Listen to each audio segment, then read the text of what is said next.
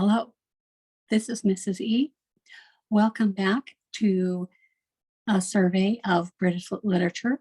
We are now at session 5, and I hope you are enjoying yourselves. I spent many years preparing this curriculum, and I worked on it a little bit more even just this morning, hoping that you will enjoy it more. Let's open with a word of prayer. Heavenly Father, we are very grateful for all that you have given us and all that you do for us. We're grateful that we can educate at home. We're grateful that our parents have worked so hard to find outside sources for us to get a better education and not a minimum education. I pray that you'd bless these young men and women as they work very hard to keep up with this class, and bless the families represented here. In Jesus' name, we give thanks. Amen. All right, we are continuing here in session 5 with Every Man and the York Play of the Crucifixion. It's quite a book. I hope you are enjoying it. Let's take a pause, and whoever volunteered last week to read from The Imitation of Christ can read that selection now, and you can pause the video.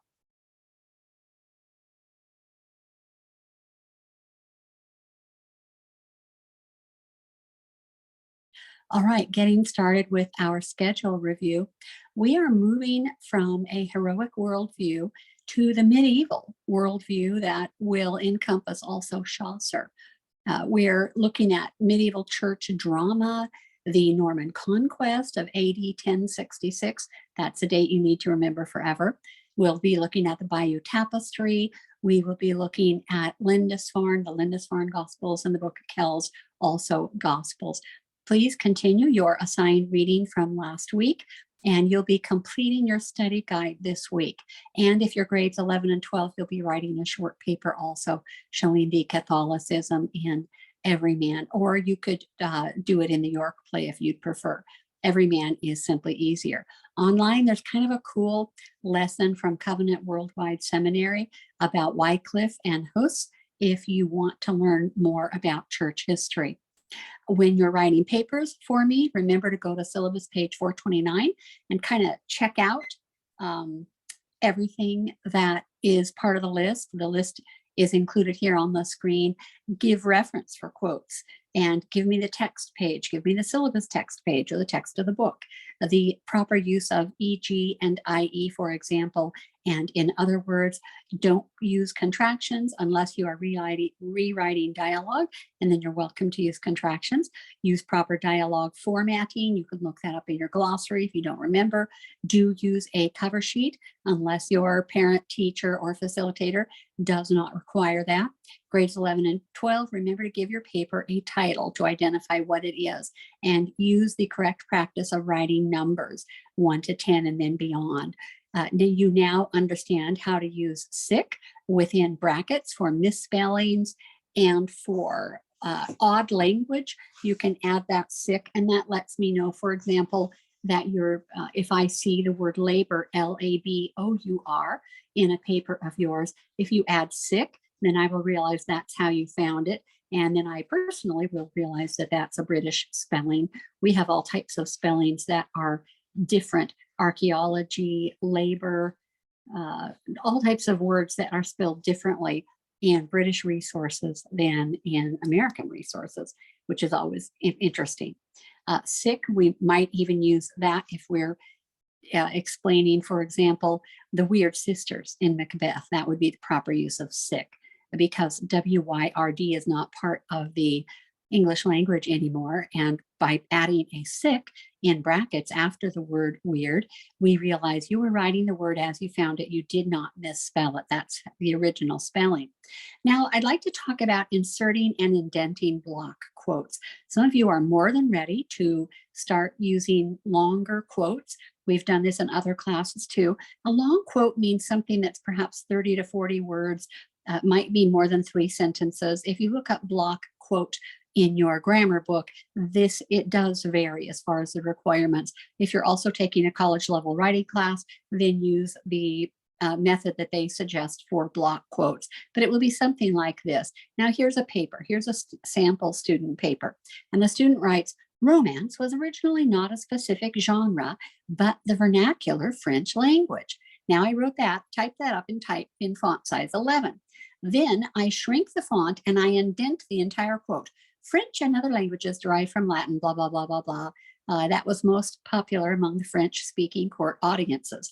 And I gave a reference. It says it's from the text, page 45. Now, this is a sample paper. Then I continue writing. The French language lent itself well to both poetry and prose. Poets, and I'm continuing on and on and on.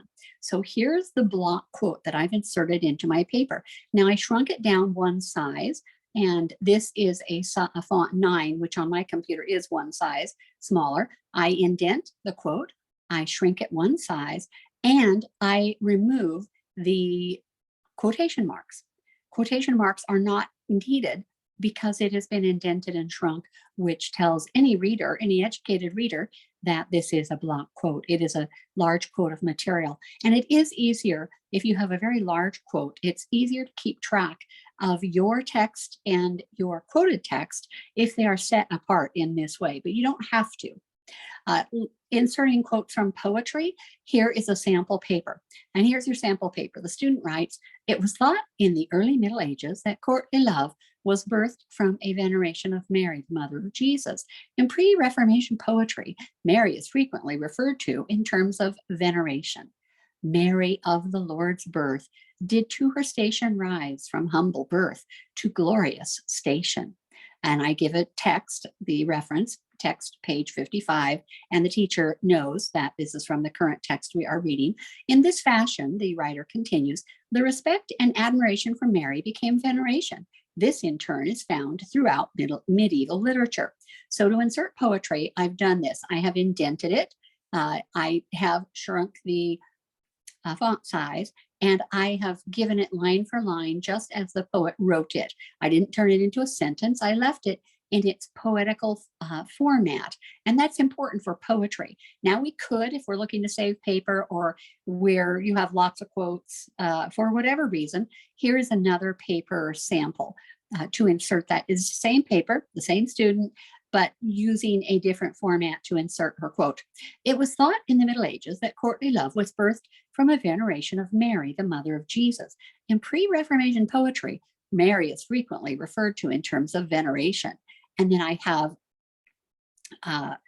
my colon and Mary of the Lord's birth, space, slash, space, did to her station rise, space, slash, space, from humble birth. And then I give the text citation where it's found. In this fashion, the respect and admiration for Mary became veneration. This is in turn is found throughout medieval literature.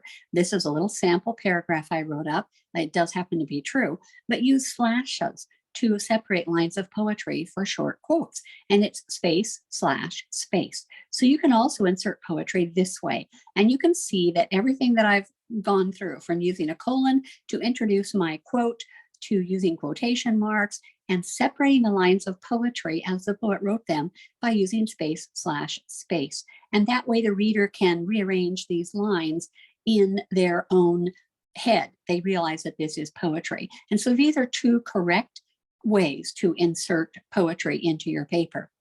Now let's talk about the Lindisfarne Gospels from the late 7th century. This means the late 600s.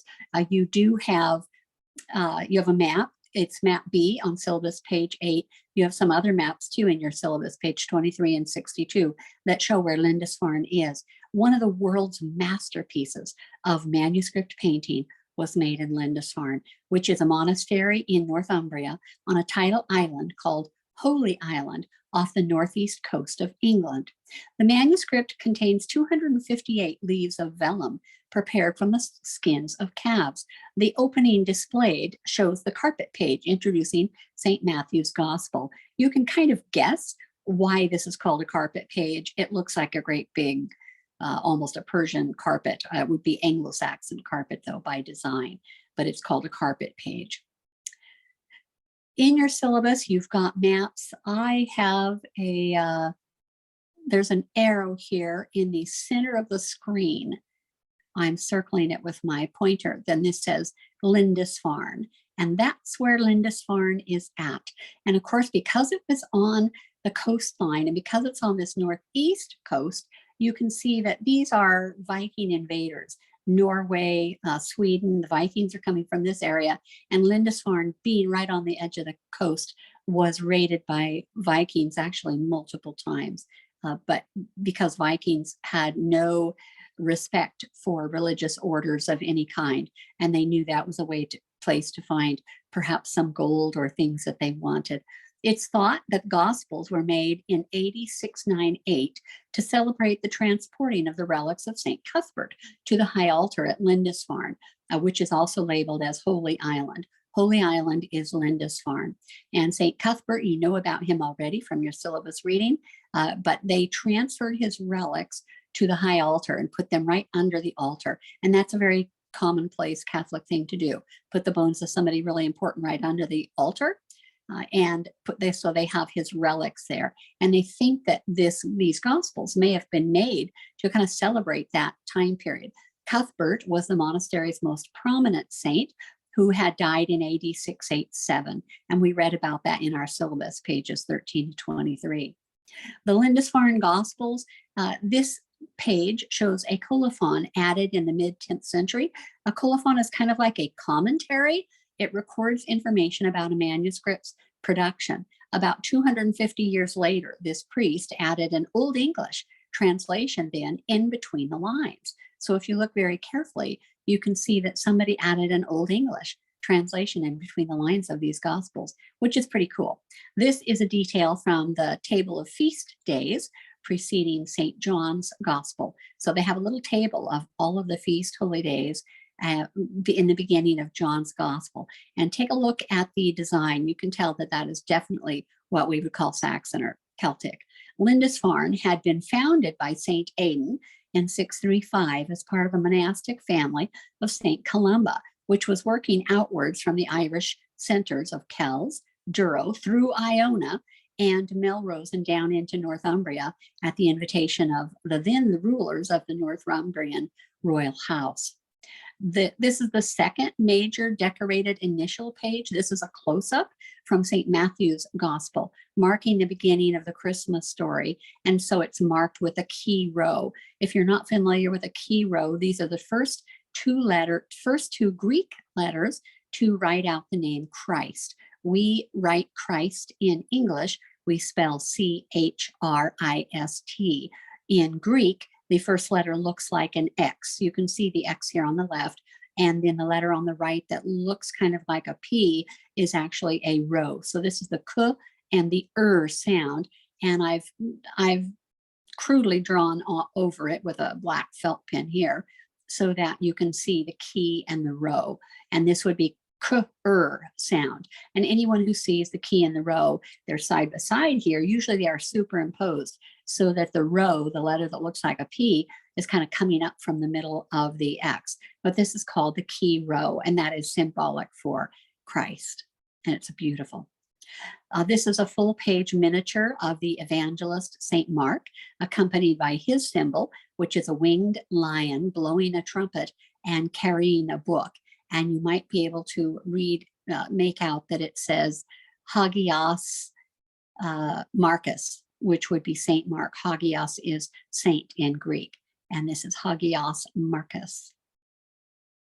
This is a full page miniature of the evangelist St. Matthew, accompanied by his symbol, winged man blowing a trumpet and carrying a book. And note the key row on the right again. I drew over that with a pink felt pen so that you can identify the key and the row. It looks like an X and a P, but it's key row, cur for Christ, just the first two letters. These are beautiful carpet pages. The one on the left introduces St. Luke's Gospel. The one on the right is the major decorated initial page, which starts St. Luke's Gospel. There are 15 elaborate, fully decorated pages in the Gospels with paired openings like this one at the beginning of each Gospel. This is absolutely gorgeous workmanship and artistry.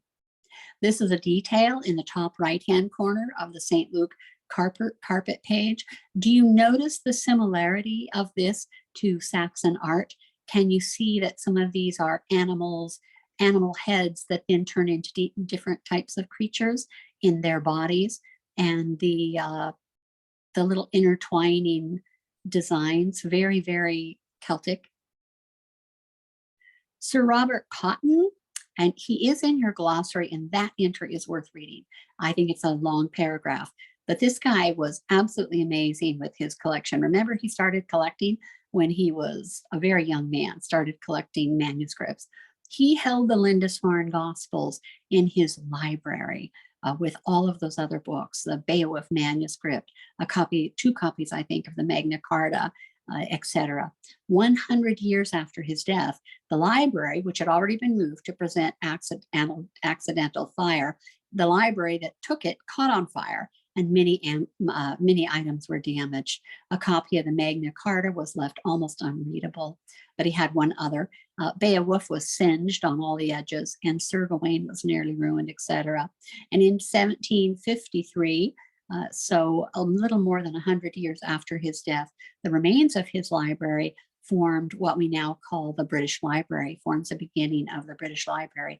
And we mentioned last week about Cotton, how he had busts of the Roman emperors on his bookshelves, and he would identify the place to find the manuscript. It was identified first by the Cotton and then the name of the emperor. And so you had to look for the emperor busts and know which ones they were to be able to find the manuscripts. It's really fascinating. Again, he is in the glossary and he is worth reading more about. The Book of Kells on display. Here we have at Trinity College Library in Dublin, the Book of Kells, and people going into the museum to see this from about 8800, late 8700s. The Book of Kells is the most famous of the illuminated manuscripts produced by Irish monks about AD 800. We have to give thanks to these Irish monks for the work they have done. If you're looking at this on a small screen, it is worth enlarging or looking this up online.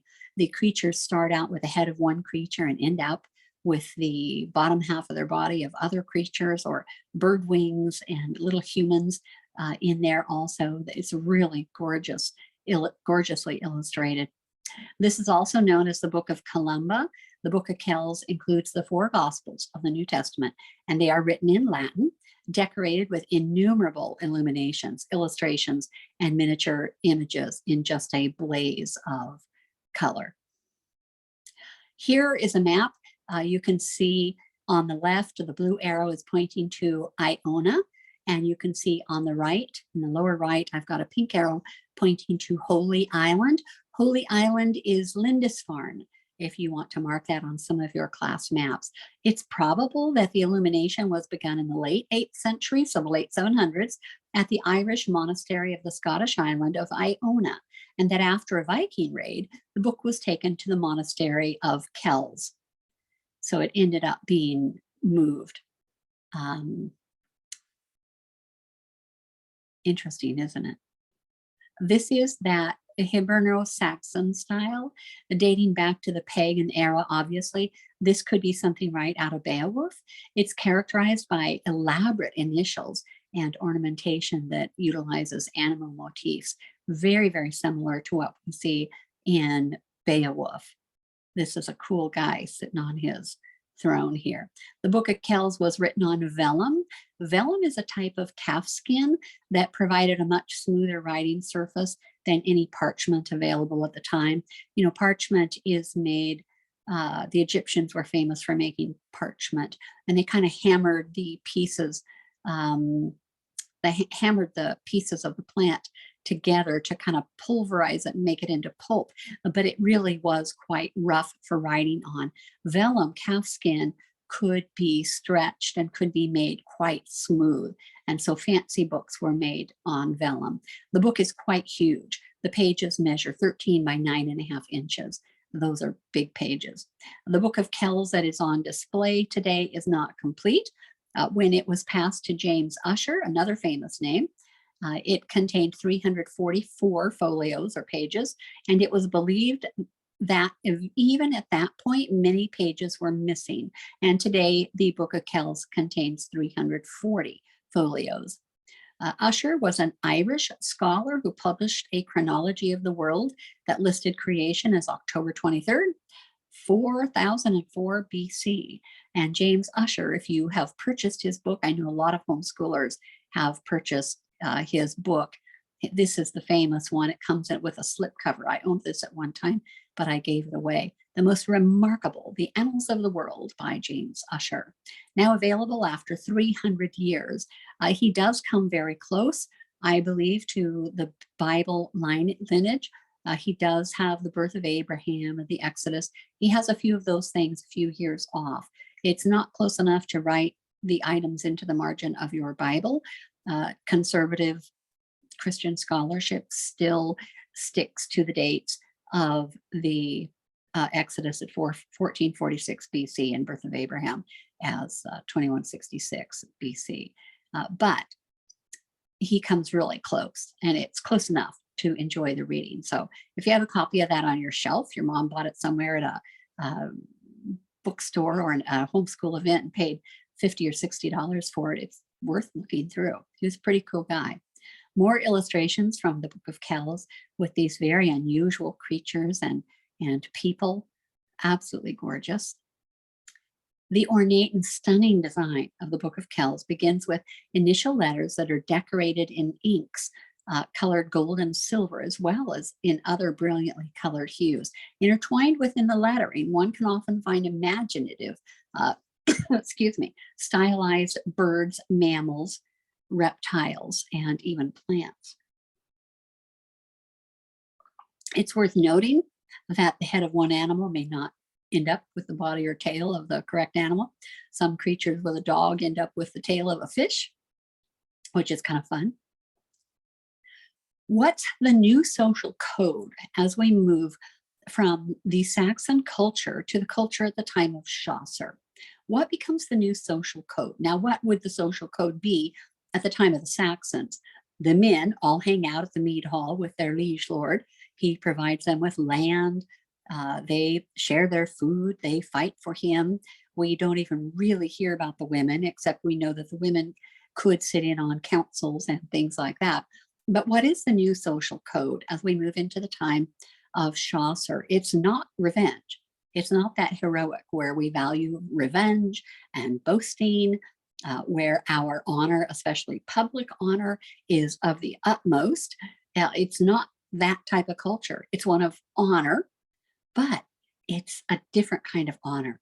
We see the changes Christianity has made in this honor culture to a different kind of honor. We also see the beginning of corruption in the church, which will lead to the Reformation in another 1,000 years, when some rise up to protest the sale of indulgences. The poet or scop or bard, whatever you want to call him, he travels from place to place and he tells stories. Between the stories of Chaucer and the Bible of Wycliffe, a new language develops that both Normans and Saxons can understand. And that becomes the new vernacular, the language of the day or of the time period that we now call Middle English, and we will be abbreviating as ME in some of our slides. This illustration is of John Wycliffe. Some people pronounce his name Wycliffe, Wycliffe. His name is pronounced with one F or two Fs, with the E or without the E.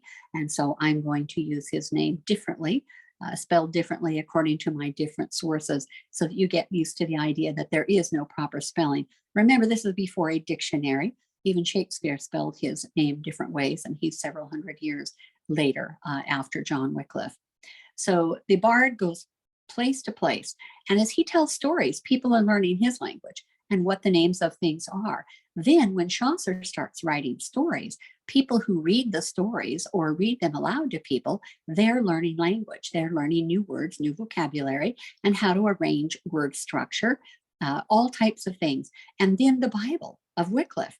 If they can read that Bible, if they can read Chaucer, they can read that Wycliffe's Bible. If they can read Wycliffe's Bible, they can read Chaucer. And so between Chaucer and the Wycliffe Bible, they end up with a language that both the Normans can understand and the Saxons can understand.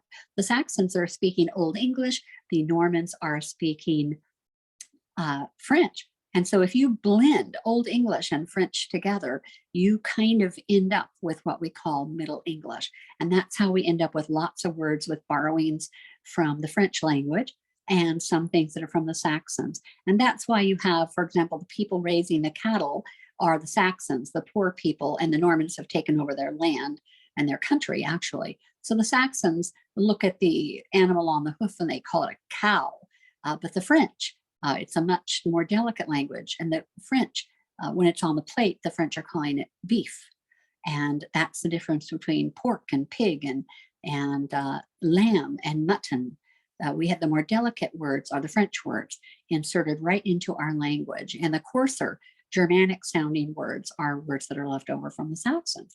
And that is quite a study. You can actually get degrees in that type of thing, how the language changed. In fact, one thing we have to credit for teaching us about how language changed from the time of the Saxons until the time after, about the time of Chaucer, because once it's printed, then we can see how the language is changing. But pre-printing, we only have handwritten manuscripts. And we do have the manuscripts, the Anglo-Saxon chronicles, the chronicles of Britain and England that tell us the history. Every year, a priest or a monk, somebody would take over and write what happened that year. You can still get copies of the chronicles. I believe there are 9 different versions. Some do not have all the details, others have, and they're not exactly perfect. And of course, Cotton, Sir Robert Cotton, owned, I think, 6 or 7 of those 9 manuscripts. And you can buy those in book form. You can find them online for free, the Anglo-Saxon Chronicles. They borrowed some of their early history from Bede, the church historian. So it's quite interesting how we can watch the language change from Old English to Middle English by just reading the Anglo-Saxon Chronicles, and notice the way that they change the spelling of the words that they use for each year's entry. Bede, about AD 735, he had translated the book of John into Old English in his last days. He wanted people who were using Old English to be able to read the book of John. It was a good book choice, I think. John Wycliffe translated the Bible into English in 1384. And that would be into Middle English. And so we still cannot read Middle English. It would be like reading Chaucer in the original. It's a little bit too different from what we speak now. William Tyndale, coming along later, would translate the Bible into English also. Tyndale's was by far the most scholarly translation, and all future translations were based largely upon his work. It will not be until completely after the time of the Reformation that people start going back to, and this is the beginning of the Reformation, until when people start going back to the Greek and Hebrew editions of the Bible to translate from the originals. King James authorized a translation of the Bible in 1611. He came to the throne in 1603 after Queen Elizabeth I died. You know that at the beginning of our class 5 weeks ago, I mentioned that Queen Elizabeth of England, Queen Elizabeth II, was still alive at age 96. She has since passed this last week. And now they have King Charles III. King Charles I, if you remember our studies in American history and literature, that King Charles I in 1625 is one of the kings that we dealt with who was breaking his covenants with us. And now we have King Charles III. So that King James became king in 1603 at Queen Elizabeth I at her death. And in 1611, in an attempt to try to make people like him, he authorized a translation of the Bible. And 47 scholars worked on this Bible translation for years. And this is his authorized translation. That's why it's authorized. King James authorized the work. This is Psalms chapter 1. Blessed is the man that walketh not in the counsel of the ungodly, nor standeth in the way of sinners, nor sitteth in the seat of the scornful. But his delight is in the law of the Lord, and in his law he doth meditate day and night. And he shall be like a tree planted by the rivers of water, that bringeth forth his fruit in his season. His leaf also shall not wither, and whatsoever he doth shall prosper, doeth shall prosper. The ungodly are not so, but are like the chaff which the wind driveth away. And those words that are in italics are not represented in the original. They've been supplied in the translation. Therefore, the ungodly shall not stand in the judgment, nor sinners in the congregation of the righteous. For the Lord knoweth the way of the righteous, but the way of the ungodly shall perish. And you can see that there isn't that much difference.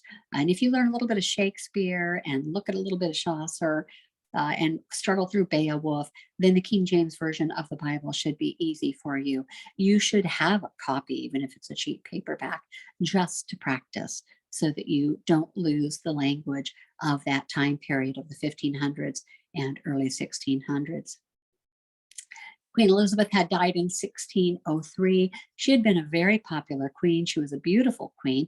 However, she contracted smallpox, and smallpox is like having really, really serious acne. It left pockmarks all over her, and she covered all of that up with white lead makeup.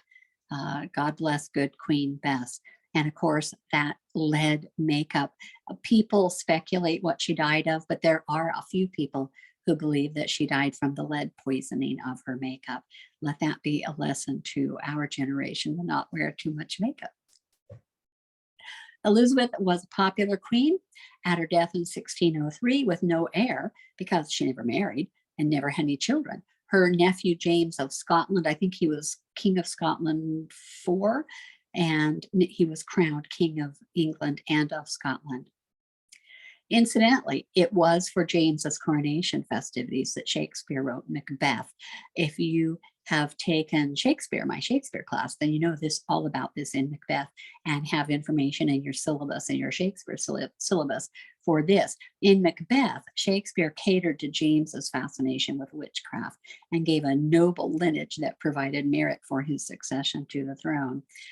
King James was fascinated with witchcraft. He had even written a little booklet, a treatise on witchcraft, how to not be taken in by them, that they are there to ruin you. When you think about the time period, the early 1600s, and Shakespeare writing a play that opens up in a scene with 3 witches stirring a cauldron that's bubbling and saying things like double, double, toil and trouble, and things like something wicked this way comes.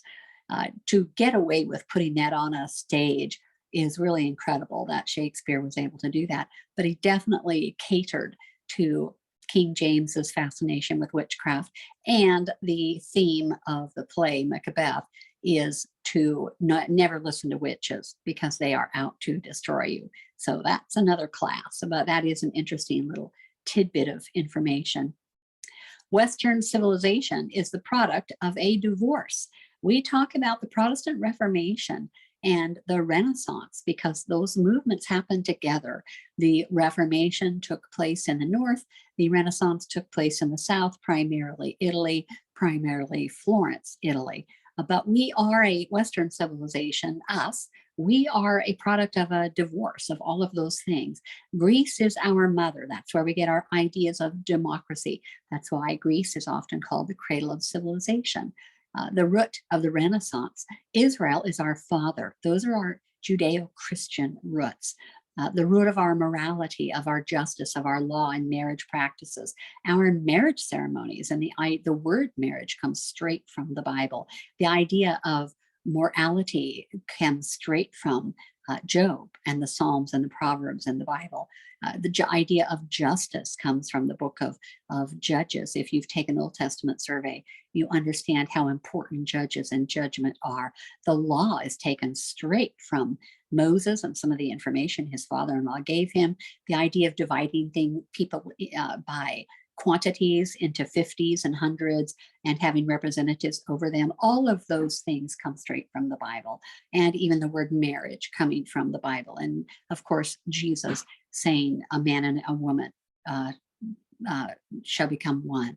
That's what makes marriage. And that's why Christians today in 2022 are so reluctant to give up their word, because marriage is our vocabulary word. It comes straight from the Bible. So we would like other people who aren't going to be actually married, people who want to be threesomes, or they want to, one woman marrying two men, or one man marrying two women, or two men marrying, or two women marrying, or whatever. We don't like it that they want to steal our word. And so we have lots of uprising over that. The Renaissance took place in Southern Europe, Florence, Italy specifically. And there's a place in Florence, a museum called the Academy, and that's where Michelangelo's David lives. The Reformation took place in Northern Europe. Think of primarily Germany, Switzerland. In Germany, I believe a third of the population died during wars. Yes, fighting over the Bible, killing each other. The Renaissance has a horizontal view of life.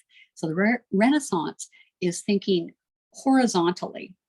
Man's relationship with other men, or with himself, with other people, whereas the Renaissance has a vertical view of life, which is man's relationship with his God. Does God approve? Does God like what I'm doing? What does God want me to do? It's a very, very vertical view of life. Chaucer, who died AD 1400, so it's easy to remember, was a contemporary of Wycliffe. Hard to believe. He's commonly referred to as the father of English poetry. And you should remember that. People were not writing poetry in English. He took English poetry out of the church. That's where poetry comes from, the book of Psalms and the poems that are inserted here and there between large sections of scripture. Many books of scripture are separated by little pieces of poetry. And that's another class too. He took English poetry out of the church and he put it into the world. And he wrote poems about worldly things. He was the first realist. He was the first humorist. He was the first master of character portrayal. We have very little humor in the Bible. We have a few things in Numbers. I think it's chapter 23, but you have to take Old Testament survey to learn that. But in Numbers with Numbers 23, with the talking donkey, and now it's not going to come to me because I'm teaching Brit Lit right now this morning.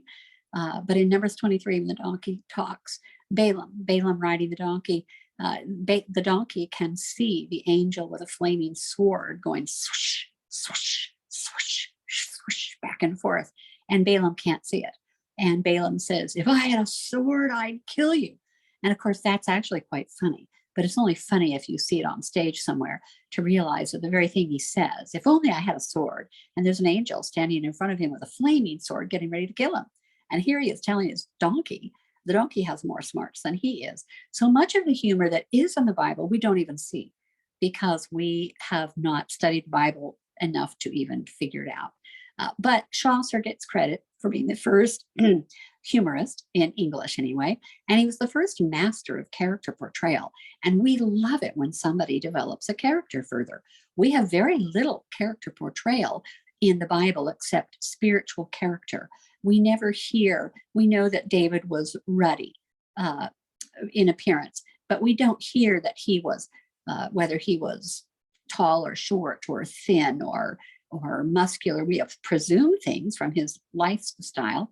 I always presume Elijah to be thin, whether he's short or tall, because he runs so much. He would challenge any marathon runner.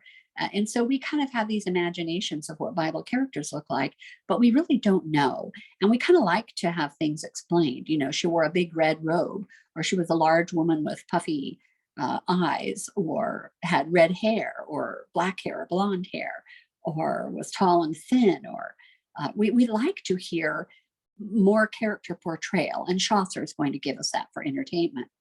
Now, what about courtly love in the Middle Ages? Think about courtly love. So we're talking about knights and fair maidens. Now, the Saxons had no imagery of knights and fair maidens, of this type of love where you court a woman. That just wasn't part of the Saxon worldview. Romance in the Middle Ages originally referred not to a specific literary genre. Today we have romance novels, which generally are quite dirty, with dirty language and things like that. There are soft romance novels that are written for young girls, but the primary purpose of romance novels, for example, today, are to make girls dream about being swept away by some handsome stranger who almost always turns out to be rich, whether they appear to be poor or a forester or a miner or whatever their common job appears to be. At the end, they always end up to be rich, and then she gets to be wealthy or a princess or something like that. That's what romance novels today are all about. It's really the same thing as a soap opera on TV, where you watch rich and famous people and dream about that happening to you. So courtly love of the Middle Ages is all about women and what their dreams are. So it wasn't really a literary genre like today. It was the vernacular French language that was called a romance, meaning that it was derived from the language spoken by the Romans. And in other words, it was written in Latin. French and other languages derived from Latin, like Spanish, Italian, and Portuguese, are still referred to as Romance languages today. In the 12th century, so in the 1100s, AD 1100s, literature which was written down in the French vernacular, so the common language of French, was referred to as Romance to distinguish it from real literature, which was always written in Latin. Real literature was written in Latin, and all of the junk stuff was written in French. Gradually, the term romance began to refer not to any narrative. This is the Lady and the Unicorn here on this slide. It's a famous tapestry. It's a set of 5 or 6 tapestries, and this is the Lady and the Unicorn. The tapestries are larger than, I think they might be 15 by 20 or 20 by 25 each tapestry. They're huge, and I think they've moved location. And I believe they've used some of these images in some of the Harry Potter movies, if this looks familiar. I've never seen Harry Potter movies, but the Lady and the Unicorn, I have a miniature version of this hanging on my wall. This is in the Middle Ages. So it referred to literature that was the most popular among French-speaking court audiences of France and Anglo-Norman England. Now, what does this mean? Let's unpack this. There's a court audience. Now, who would live in the court? The rich people. The rich people are living in the court of the castle. And who primarily has time to sit around and listen to the poets? All the women who have to stay in the castle, who can't even go outside. And when we talk about Anglo-Norman England, think of English-French England from today's perspective. The Anglos, English people, the Saxons, and the Normans, the French people. The Anglos, I mean the English people, and then the Normans, the French people. When of the Norman Conquest, AD 1066. That's William the Conqueror, AD 1066, when he conquered England and became the first Norman, the first actual English king who was not a Saxon king. The last Saxon king was King Harold, and you have already read about him in your syllabus, and we'll be reading about him a little bit more. So the popular literature is for this French-speaking court audience. So what language would you make it in if your audience is French-speaking? You would make it kind of French, but you want everyone else to understand it also. So this language, that's what we call Middle English. It is a blend of Saxon, Old English, and Middle English, which is Frenchy New English.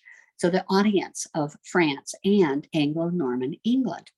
They were stories of chivalric adventures and knights and their ladies, often set at the court of King Arthur. There are all types of stories, Arthurian literature, which originated in, many of those were in French. And the Arthurian legends, if you haven't read those yet, those are great for a weekend read, or if you go to the beach and it rains all day. This is a huge jump that we are making from the time of the author of Beowulf to the time of the author of the courtly love stories in the Middle Ages. We have, Beowulf really didn't even talk about women. Well, Grendel's mother, but she's not really the kind of woman we hear about in the Middle Ages, is she? And that's what courtly love is. The audience for these early vernacular narratives, so the language that people spoke, which was a blend of Saxon English and French, Frenchy kind of English. It's a blend of these. And the stories were largely made up of women. the queen, the duchess, or the countess, and the other ladies of her court. That's the audience. And so those become the characters in the stories. If the audience is women, then the stories are going to be about women getting what they really want, which is courtly love. These women naturally tended to be interested in stories in which women played more central roles than was true in Germanic epics like Beowulf, because remember, Beowulf centered almost exclusively on the exploits of male warriors, killing and ripping arms off and things like that. Because the vernacular language, poet's livelihood depended on pleasing his audience, the vernacular narratives written for these courts, these romances, tended to focus on other plot developments than the fighting and the male bonding in the mead hall, emphasized in that male-centric epic poetry. So it's going to be central to women and events that women want to hear about and events that women like to dream about. It's the equivalent of all the ladies in the castle getting together and watching a soap opera or reading romance novels out loud. That's what this would be the equivalent of.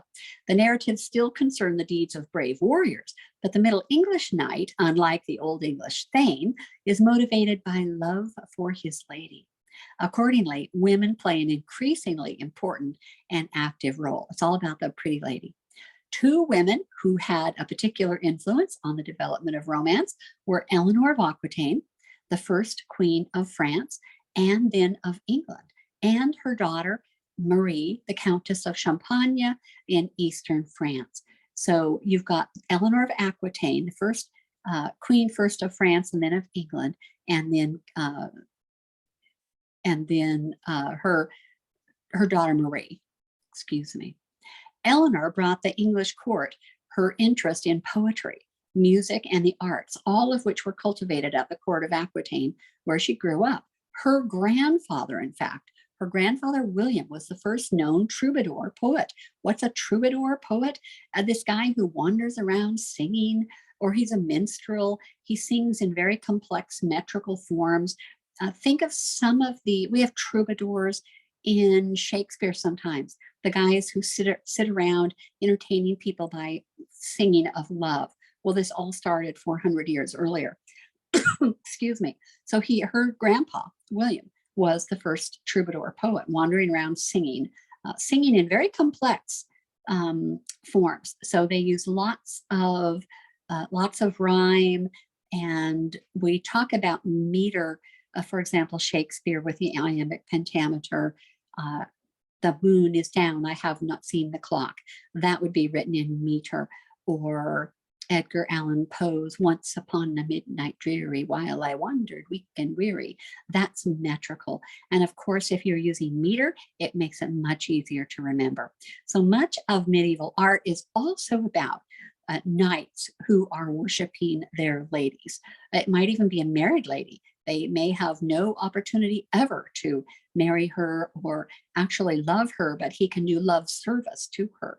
And her husband probably is okay with it, because it's never a love that is never meant to be consummated. It just gives the guy somebody to look up to, watch from afar, and bring her flowers and make her wreaths and go on mighty quests and things for her.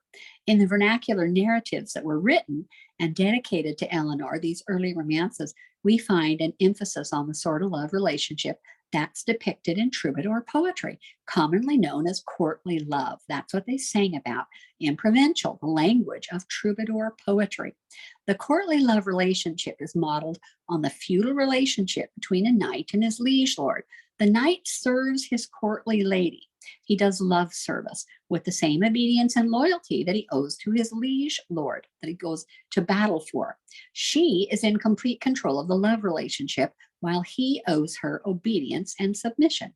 The knight's love for the lady inspires him to do great deeds and go on quests and things like that in order to be worthy of her love or to win her favor. Thus, courtly love was originally construed as an ennobling force, whether or not it was consummated. If she was single, he might still never be able to marry her because her standing might be way above his. and she may be married off to a neighboring castle or a neighboring land to cement a friendship and prevent warfare. So it may never be consummated. She may never get to marry him, but it was thought to ennoble someone for a man to do this love service. It would make him more noble to do things and never get more in thanks than to perhaps kiss her hand or to look at her, from 20 feet away and bow down and say, thank you. I was honored to do that for you. Or even whether or not the lady knew about the knight's love or loved him in return. So many times there was this courtly love going on that a knight, and it was encouraged because it was thought, especially a knight who might not ever have an opportunity to marry, that it would do no harm for him to do love service for someone who he could never have. He would still do little things for her and carry out little errands for her. And it was thought to make him a better person. We think of that as absolutely ridiculous today, but this is a medieval worldview. The courtly love relationship typically was not between husband and wife, not because the poets and the audience were inherently immoral, but because it was an idealized sort of relationship that couldn't exist within the context of real life medieval marriages. Real life medieval marriages, there is not even a guarantee that the two parties will even be anywhere near close in age. A medieval marriage was a marriage of convenience for the parents. It was a business arrangement of what worked out best for the parents. It wasn't that you fell in love with someone and got to marry them. So to fall in love with someone was something you could do through courtly love. You could never have them, but you could have those love feelings. And you can just imagine the problems that would create socially.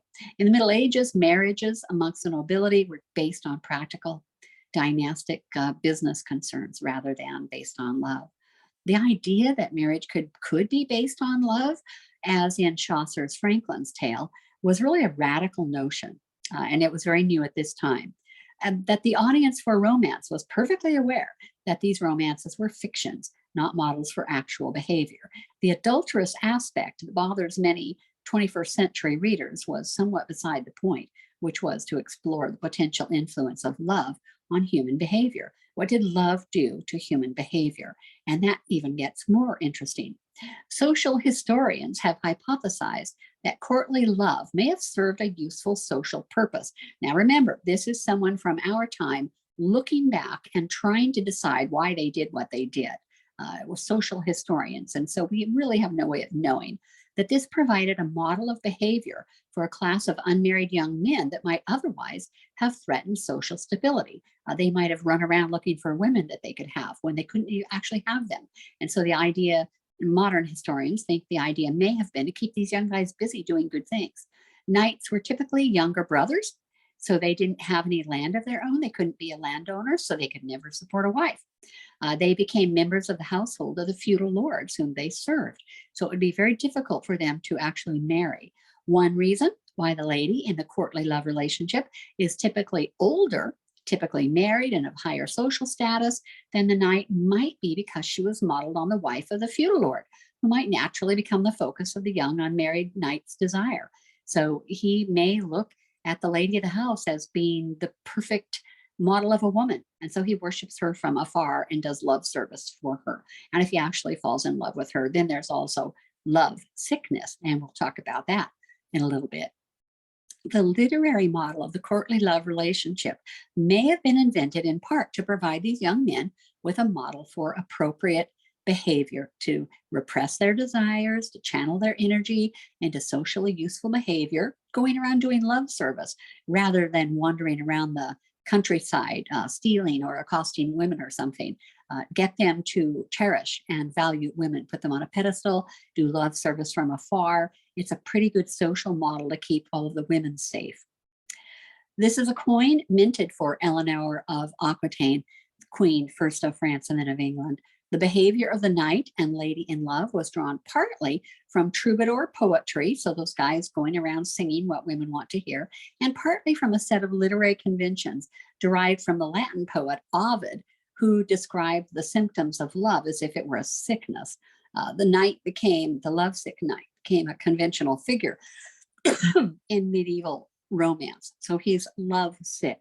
We still use that word today, lovesick, but we use it differently. If you're lovesick, if you've taken Shakespeare, if you've taken my Shakespeare class, You understand that love sickness, if you're sick, you're so much in love, you're sick with love, then your buttons will all be askew. They won't be buttoned properly. Your hair will be all messy. You're distracted. You can't even take care of yourself hardly because you're lovesick and you're just really in a swoon. You have to lie around. If you've ever read Twelfth Night, or if you do, it opens up with the wealthy guy lying around. He can't do anything. He just wants to listen to love music because he's so sad and he kind of wants to feed his melancholy. And it's all this idea of being lovesick, literally lovesick. So typical symptoms of lovesickness: sighing all the time, turning pale, lying around on a couch all day, turning red, having a fever, having an inability to sleep or to eat or to drink. Romances often contained long interior monologues in which the lover described their feelings. And we still see leftovers of that in Shakespeare, and we've lost the understanding of that. So for medieval literature and Shakespeare, it's really important to understand lovesickness is a real thing. The Art of Courtly Love. This is supposedly written for the Countess Marie of Champagne, that daughter of Eleanor of Aquitaine, Queen first of France and then of England. So supposedly written for her. It has sometimes been taken as a serious treaty describing the rules of courtly love, but it appears to be clear now that it's not a serious work, but that it was a satire mocking the conventions of courtly love, written within a university setting, making fun of courtly literature. Nonetheless, the book attests to the popularity of the literary conventions of courtly love within courtly society, because you can't satirize something if it doesn't exist. Pretty interesting, really.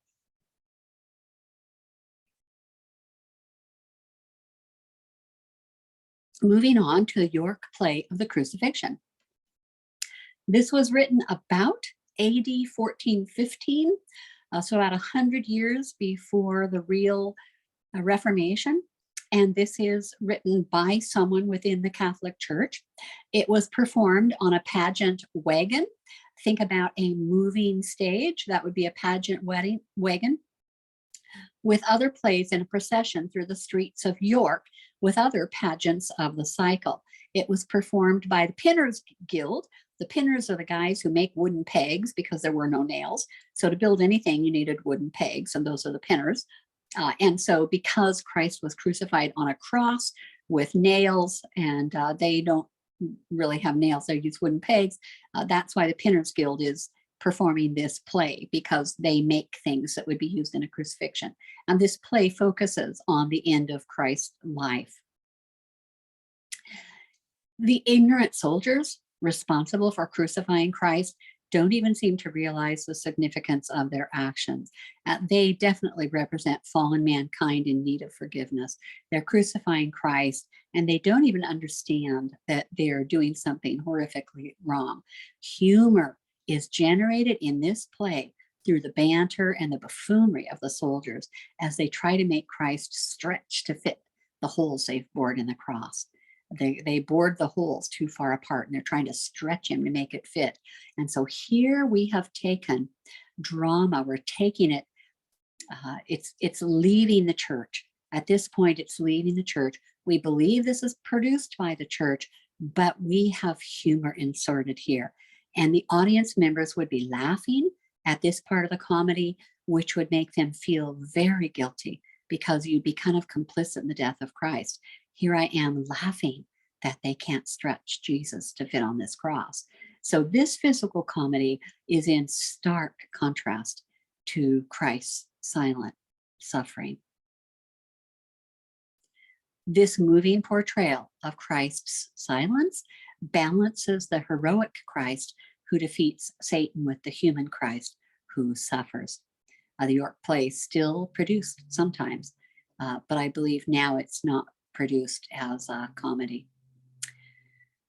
Like the 5 wounds of Christ depicted on Sir Gawain's shield, by session 9, we'll be reading Sir Gawain and the Green Knight, which is a great read with the Knights of the Round Table. Gawain is one of those knights. And on his shield, he has a pentagram, a star with 5 points.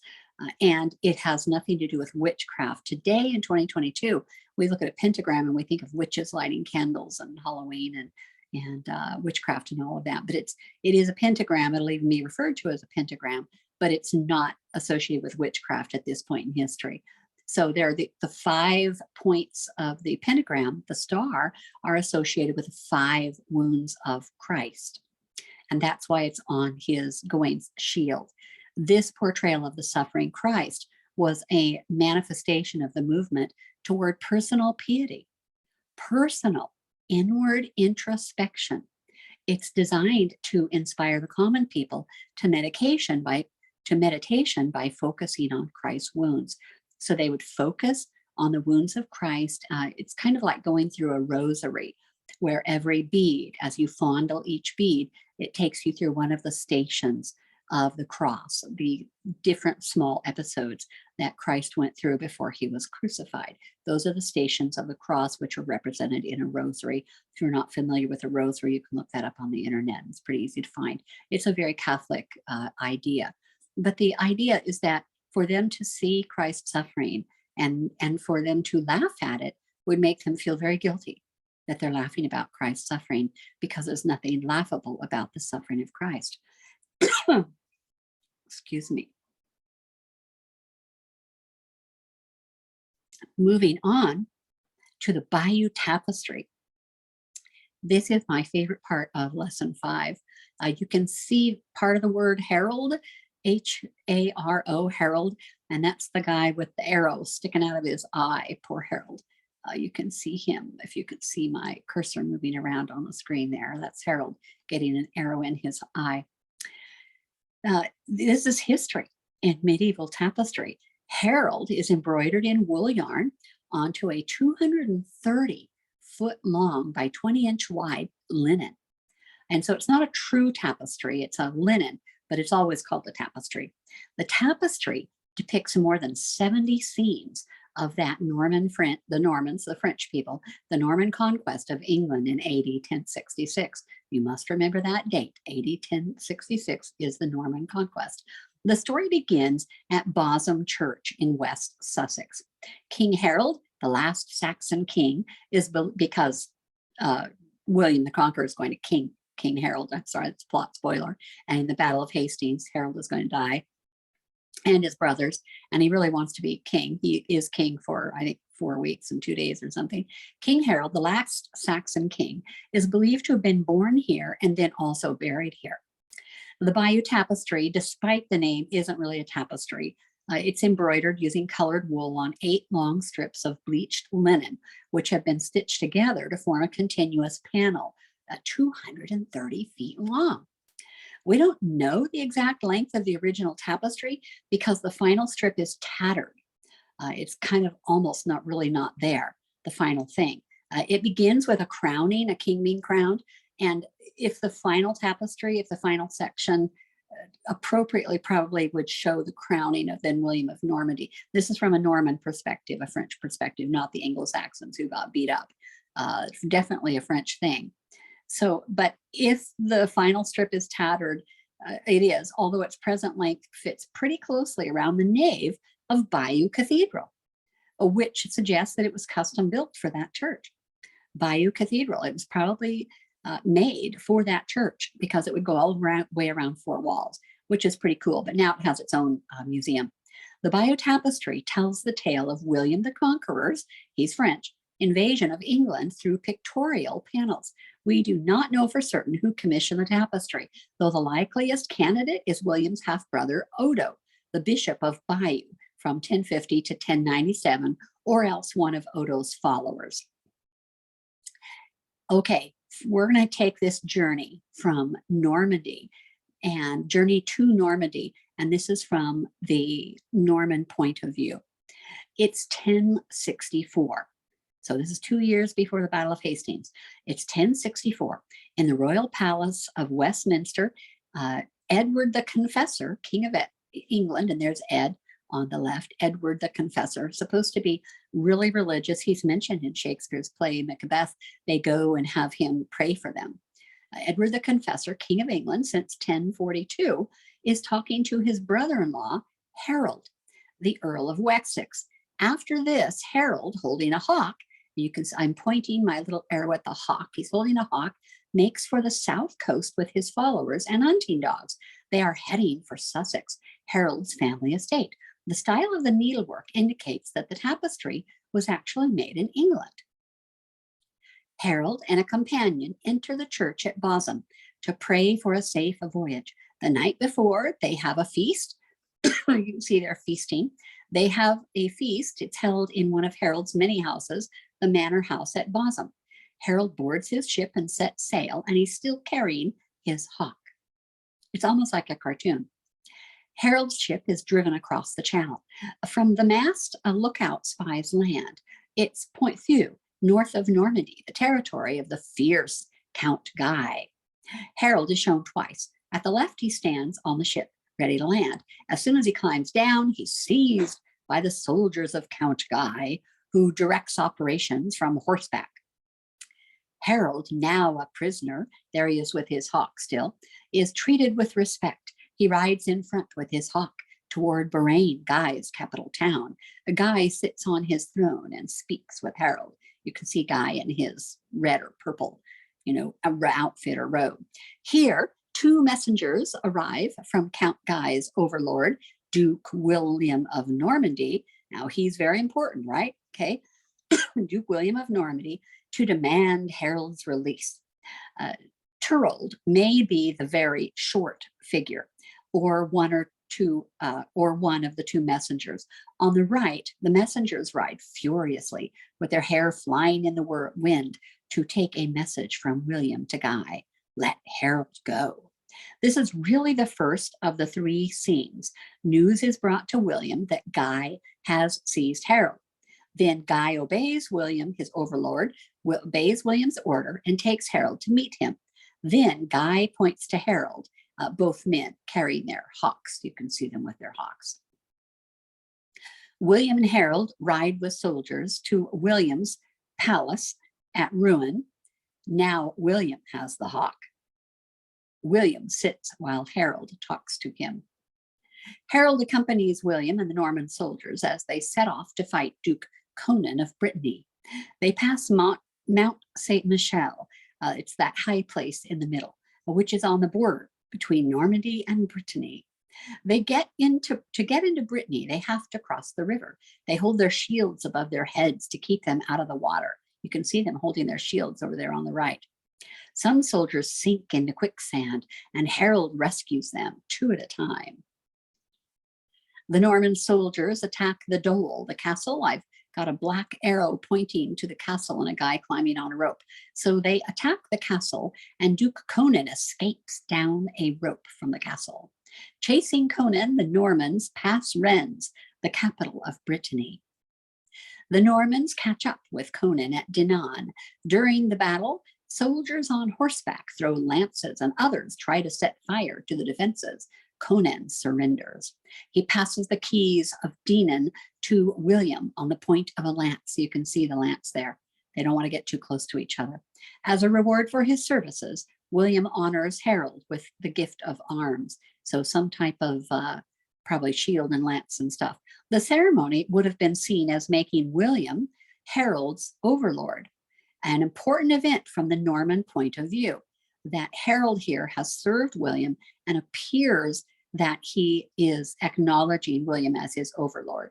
And this is going to be important when they battle one another at the Battle of Hastings, and the winner will determine who will rule in England. And of course, it's not going to be Harold.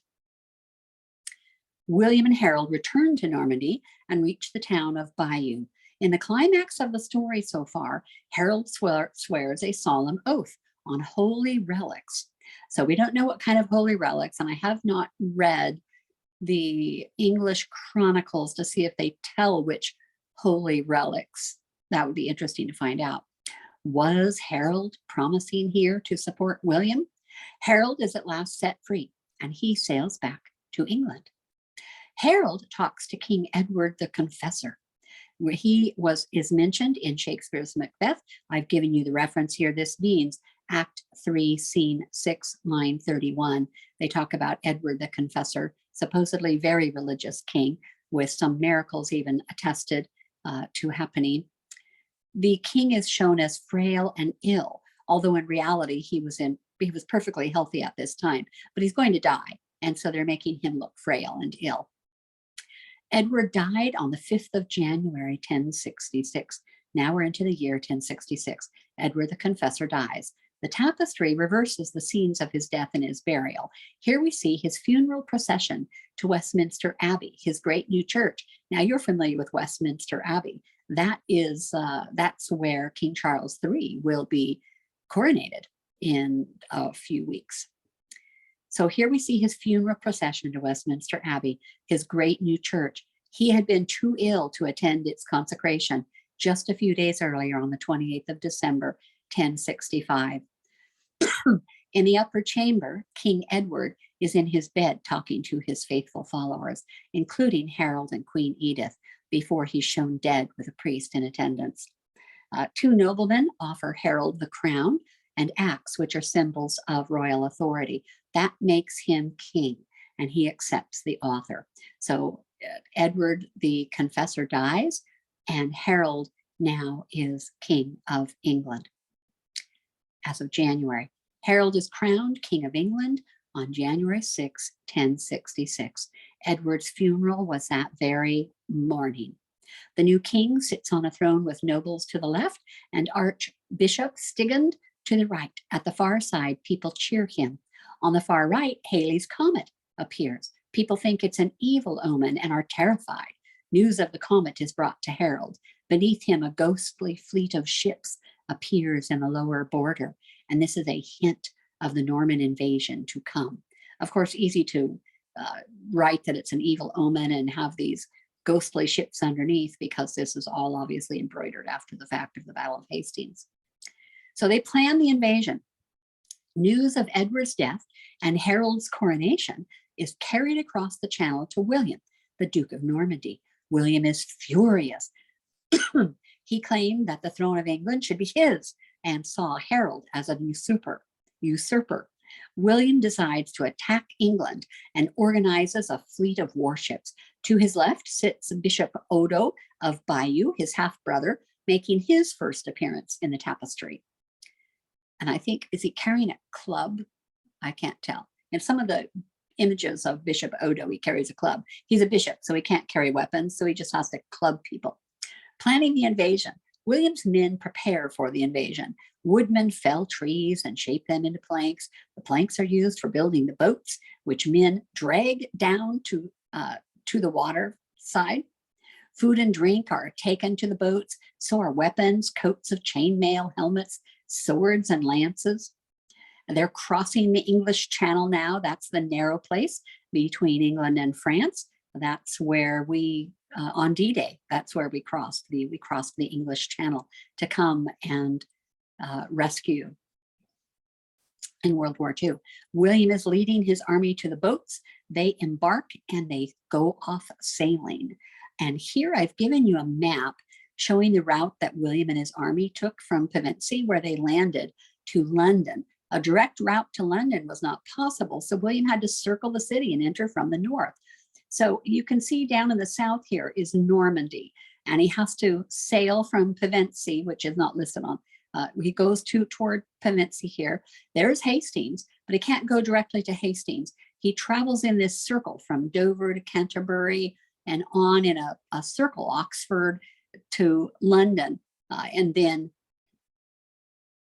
or this is where he goes after the battle anyway. The Battle of Hastings is going to take place right here. This is the battlefield. So he can't go directly to London. I think I just slaughtered that. The sea is crowded with ships full of soldiers and horses. William sails in the ship Mora, bought for him by his wife Matilda. Matilda was French, but descended from Anglo-Saxon royalty. They were third cousins. Now, this is 1066. Within 200 years, by 1215, even fourth cousins will be prohibited to marry. And I think even at this time in 1066, you weren't supposed to marry,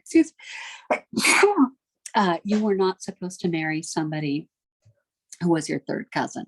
They were kind of figuring things out that you can't really intermarry and interbreed like that, but they married. Then they land on the beach. They reach the south coast of England on the 28th of September, and they land at Pevensey. Soldiers ride off toward Hastings and gather food. So they're on their way to Hastings. I'm going to take you back to that map since I slaughtered the original telling of this.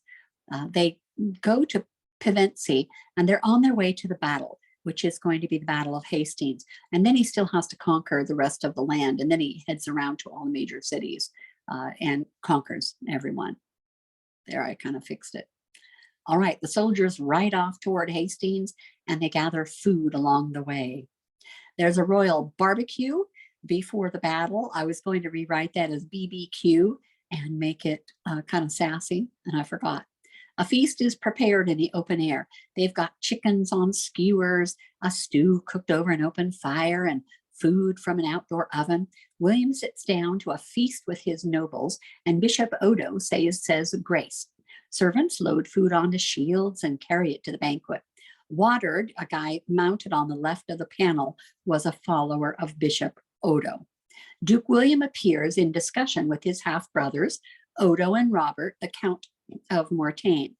A motte, which is a type of castle built on a man-made hill, is built to strengthen the Norman invaders' base at Hastings. So they kind of build a big high place for their fortifications.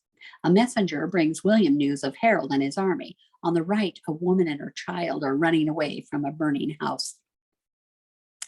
The Battle of Hastings, preparing to ride. On the morning of the battle, October 14th, 1066, William, in full armor, is about to mount his horse.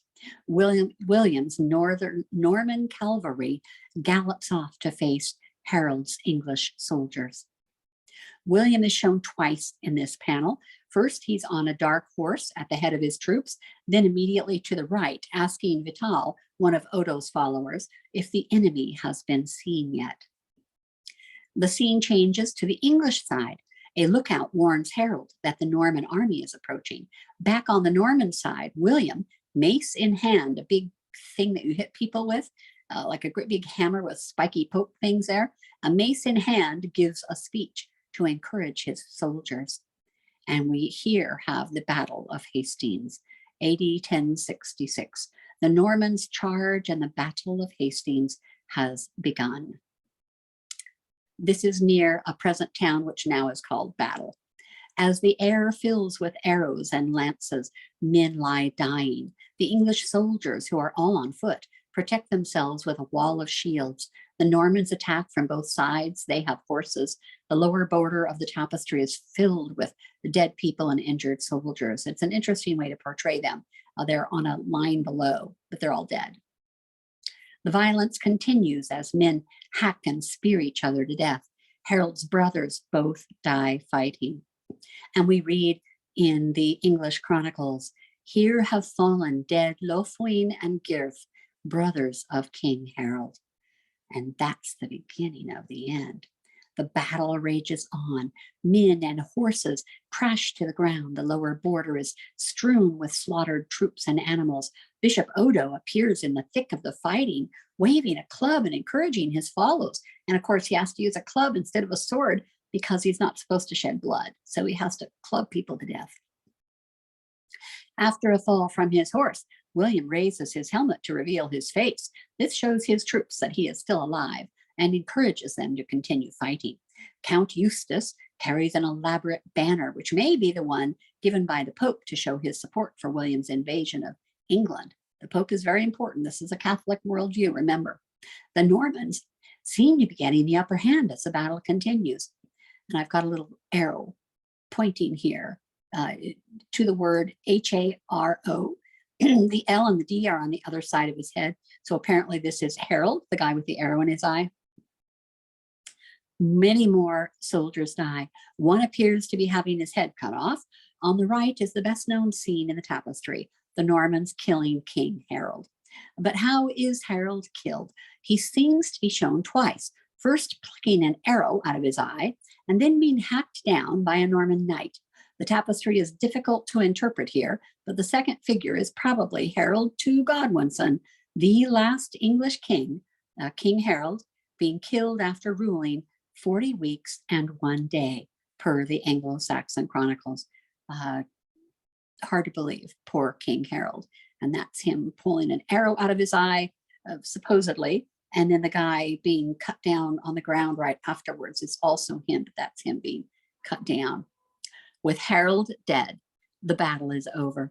The victorious Normans chase the remaining English from the battlefield. The final scene from the tapestry has been lost. It may have shown William being crowned King of England. That would be appropriate. This would match the scene at the very beginning of the tapestry that shows King Edward secure on the throne just 2 years earlier. And this is the Bayeux tapestry, the YouTube version.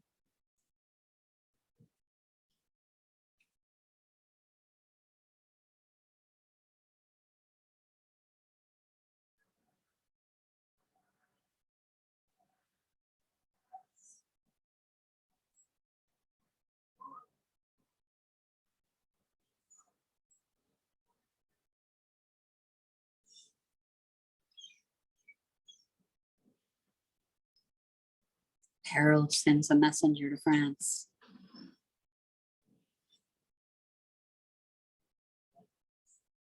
William is furious at Harold's betrayal. William orders an invasion fleet to be built. Weapons and supplies are carried on the ships. That's a suit of chainmail. 2 more suits of chainmail.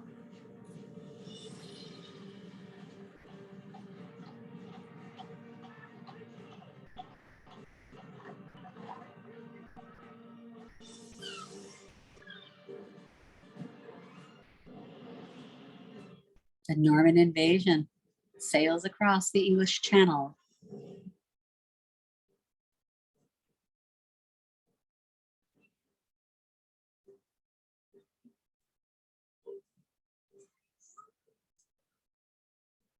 Somebody throwing up. That was added for fun. William's army lands near Hastings at Pevensey. Notice these riders are wearing chainmail. The Normans set up camp.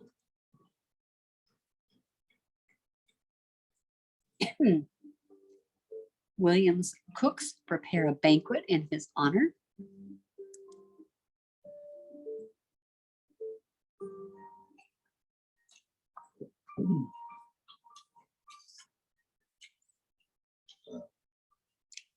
The burp was added. A Motte and Bailey castle is built for defense. A house is burned down to make room for the Norman army. And there, the lady and the child running away. William preparing for battle, looking very noble. The Norman army advances, and of course they have horses.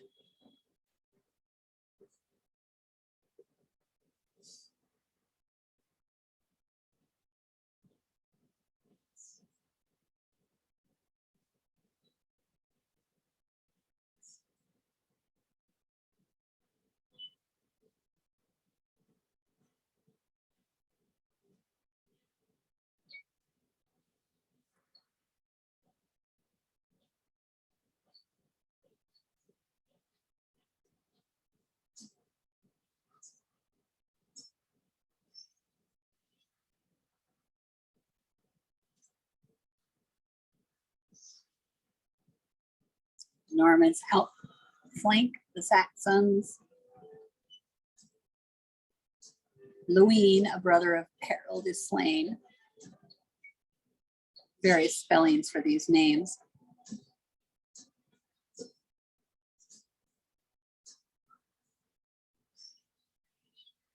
The Saxons and the Normans fall together in the Racine battle. And you have all the bodies down below. Even somebody got beheaded. And then King Harold is killed in battle. apparently hacked to death. The Normans are victorious. William the Conqueror is made King of England in that brand new Westminster Abbey that Edward the Confessor built but never got to enjoy.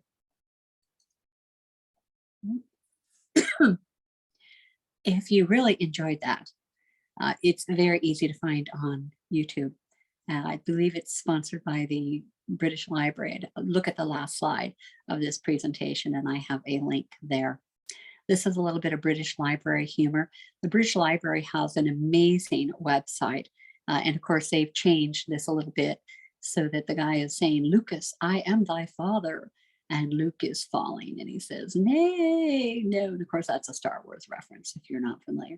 I just thought you might enjoy that a little bit. What happened after the Battle of Hastings? After the Battle of Hastings, William still had to conquer the rest of England. You saw the map where he circles around. He marched from Hastings, crossing the Thames at Wallingford, and then on towards London. So he did that big circle. At Berkhamsted, he received the surrender of the city. William took hostages to ensure that the surrender was kept. So you would take hostages of important people so that they would not try to uprise against you, because you could kill those important people then. Important people are beautiful daughters. The coronation, this is Westminster Abbey. William wanted to be crowned king as soon as possible. His coronation took place on Christmas Day, 1066. It was held at Westminster Abbey, which had been built by Edward the Confessor, and yet he never got to enjoy it. During the coronation, as the people inside the Abbey, think about it, it's AD 1066, as the people inside the Abbey shouted out their acceptance of William, something like, long live the king, but they're all shouting. The troops outside thought a fight had broken out. Fearing that William had been attacked, they began to set fire to Saxon houses, as the Norman soldiers could not understand the language of the Saxons, right? And the Saxons could not understand the language of the Normans. It was difficult for them to communicate, so the Normans just start burning down Saxon houses to divert their attention. And they're really just inside accepting William the Conqueror's rule. William kept the promises he had made to the barons who fought with him to give them English land. So all the guys who fought with him, he promised, well, I'll give you land. They can have land of their own. They're going to be wealthy. He gave them lands taken from the Saxons, of course. In exchange, the barons had to be loyal to William and provide knights to fight for him when he needed them. This is really important. He gives land to the Saxons, but they might also have had to pay sums of money to the king. William made sure that the barons could not easily rise against him by giving them pieces of land in different parts of the country. And that made it difficult to raise a private army in secret. So all of his friends, he placed them all around the country in various places so that they couldn't decide, well, why shouldn't I be king? You guys think I should be king? And all getting together. They had to travel long distances to get together. So William was very wise in doing things that way. In their turn, the barons granted land to their followers.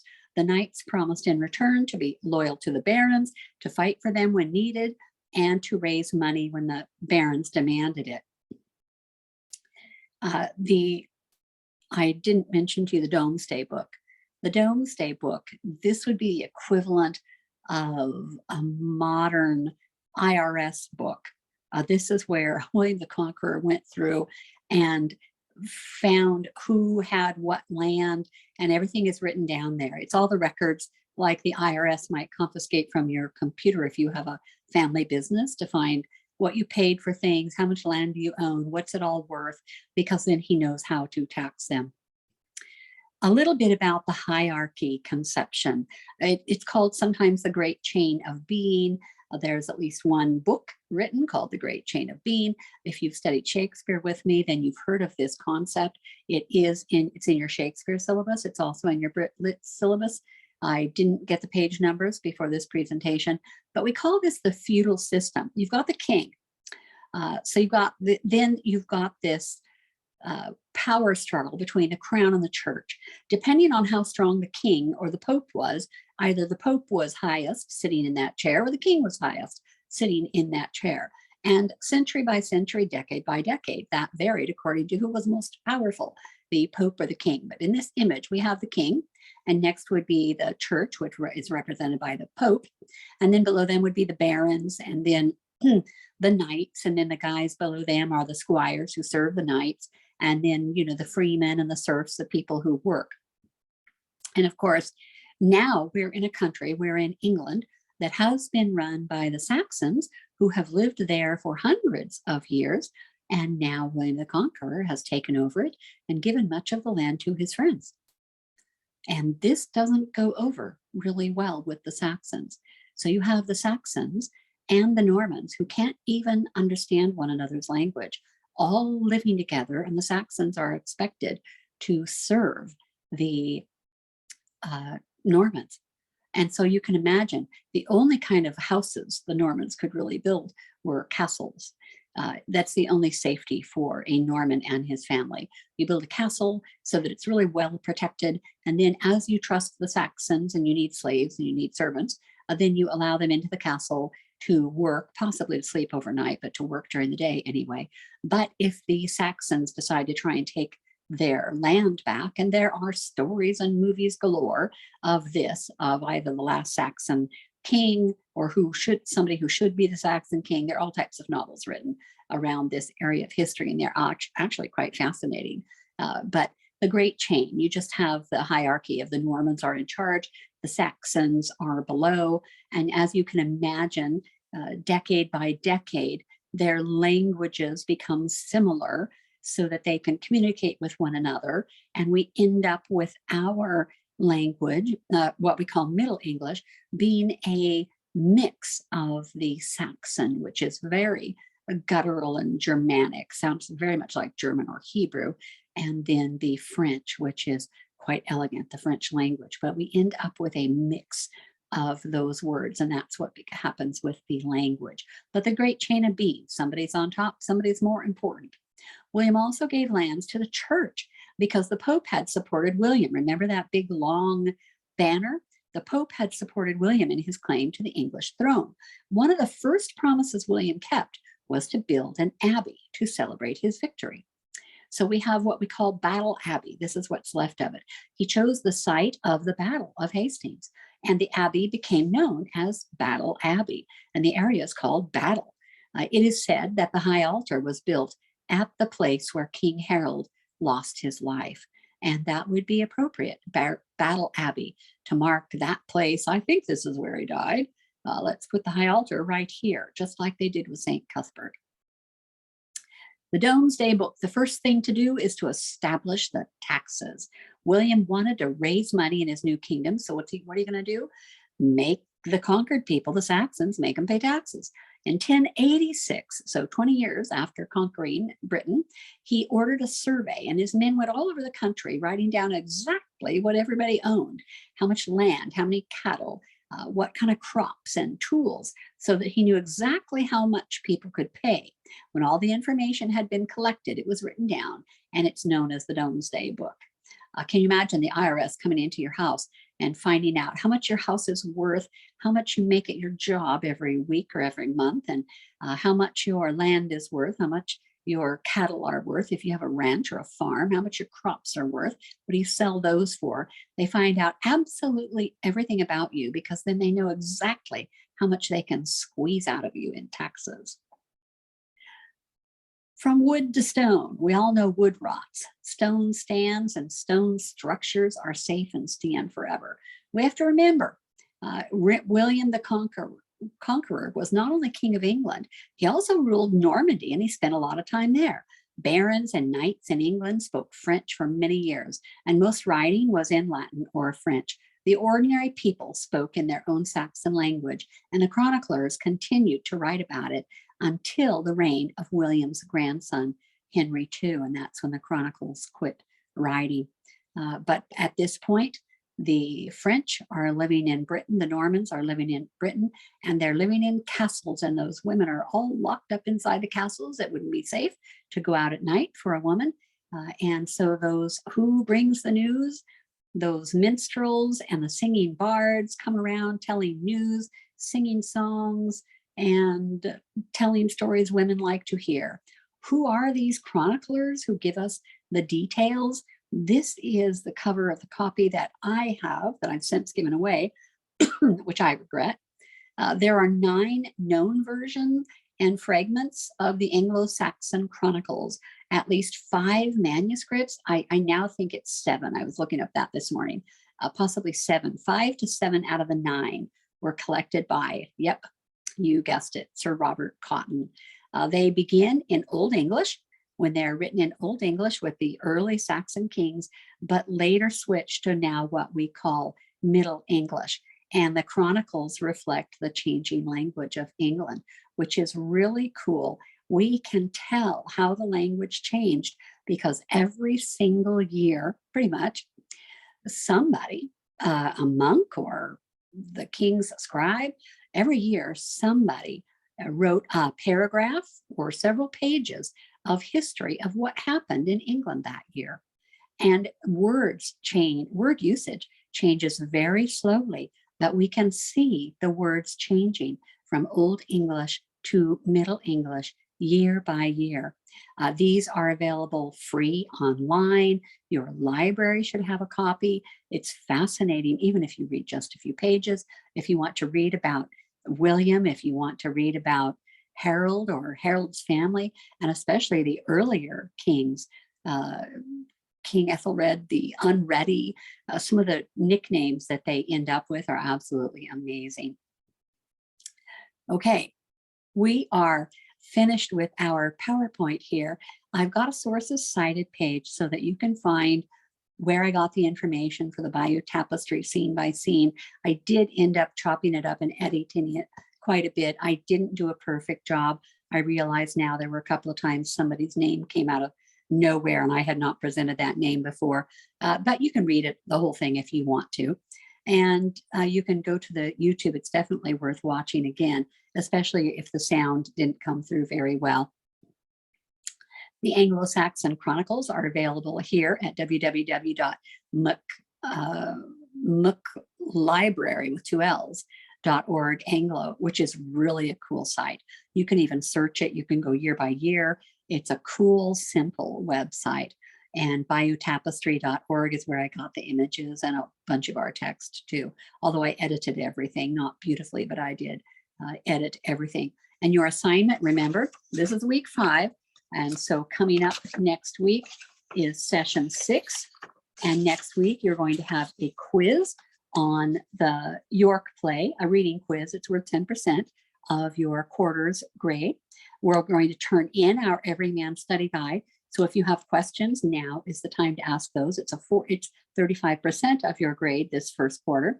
And then grades 11 and 12, remember, you're turning in an Everyman paper, and it can be on the York play if you prefer. It's easier to find Catholic elements in the Everyman play, but this is, everything's due next week. In the, let's see, syllabus reading is in preparation for session 6, 7, and 8. Those pages 99 to 167, you have 3 weeks to read those pages. So I don't know if you have time to start that reading this week. If you do, be sure and read with a highlighter. But your next week, you'll be starting your Canterbury Tales. Yes, syllabus reading, there's actually none assigned until next week. Excuse me, I went ahead and looked at session 6. There is no syllabus reading this week. You're finishing everything up. Next week, we'll start that syllabus reading that lasts for 3 weeks that includes Canterbury Tales. So next week, the quiz. Next week, turn in your Everyman Study Guide. And next week, your Everyman paper if you are grades 11 or 12. Okay, the Lord bless you, and I will see you next week.